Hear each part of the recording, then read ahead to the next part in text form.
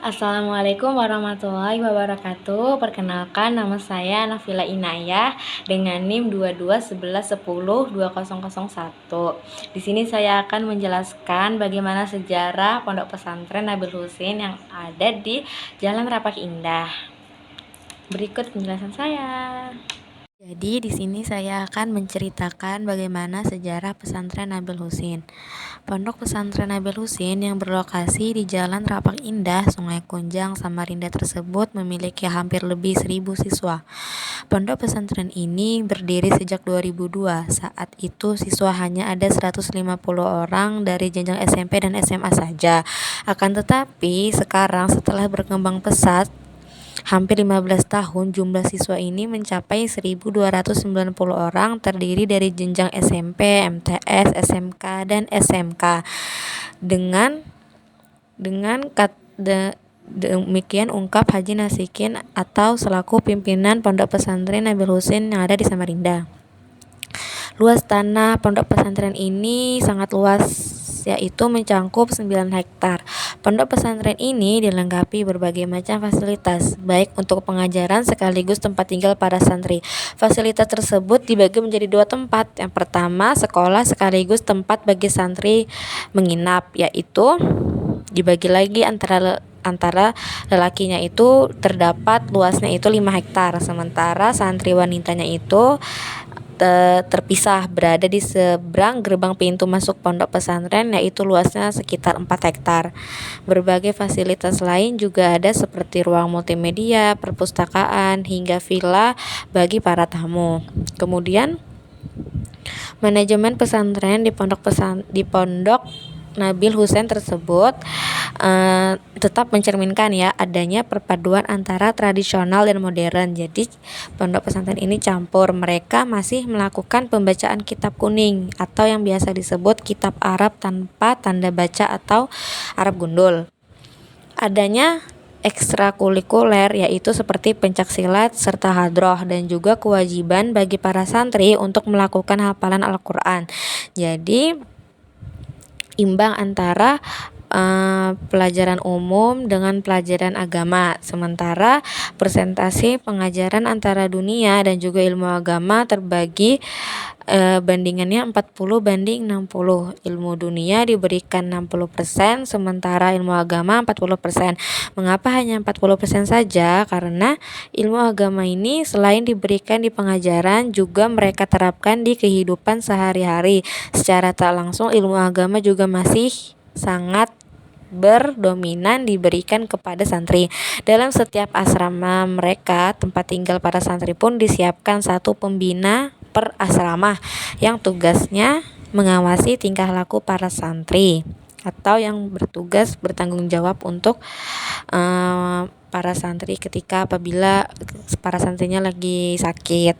Kemudian adapun fasilitas ponpes terbagi menjadi 7. Yang pertama 9 blok asrama, 54 ruang kelas, ada ruang multimedia, villa, guest house bagi tamu yang ingin mau menginap. Mungkin orang tua boleh jika mau mengunjungi anaknya.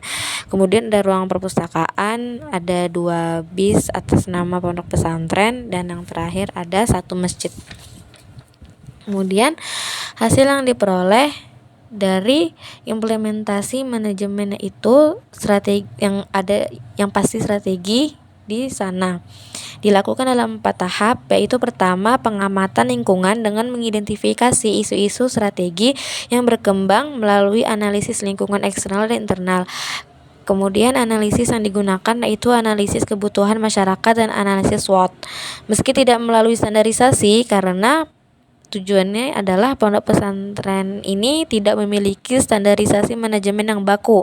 Kedua, perumusan strategi dilakukan dengan menentukan visi dan misi dan tujuan pondok pesantren dengan perumusan yang melibatkan seluruh stakeholder atau tenaga kependidikannya. Perspektif pembelajaran dan pengembangan dengan melalui jangka pendek, jangka menengah, dan jangka panjang. Ketiga, implementasi strategi dilakukan dengan pengembangan program, bimbingan, dan pengajaran di Ponpes Nabil Hussein, disusun dengan penyempurnaan yang mengacu pada ketentuan-ketentuan pendidikan secara umum dan pendidikan pesantren pada khususnya, yaitu pembelajaran agama seperti kitab kuning yang tadi, hingga menjadi program harian santri.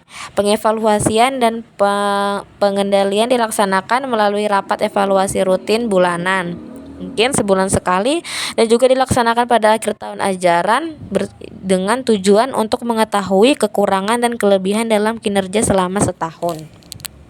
Mungkin itu saja yang bisa dapat saya sampaikan. Sekian paparan dari materi saya mengenai sejarah Pondok Pesantren di Nabil Hussein.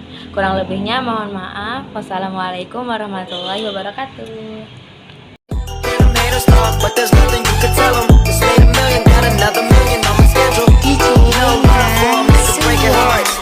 No keys, push the start. Yeah, you know what it is.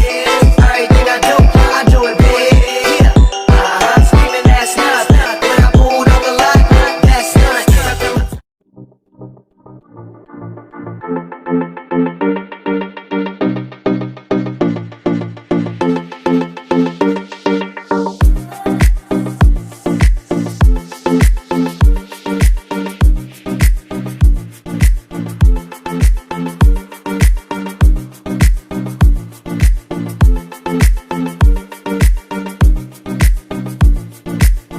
Subhanallah walhamdulillah, la ilaha illallah, Allahu akbar. Subhanallah Muhammad, Allahumma salli ala Muhammad wa ala ali Muhammad.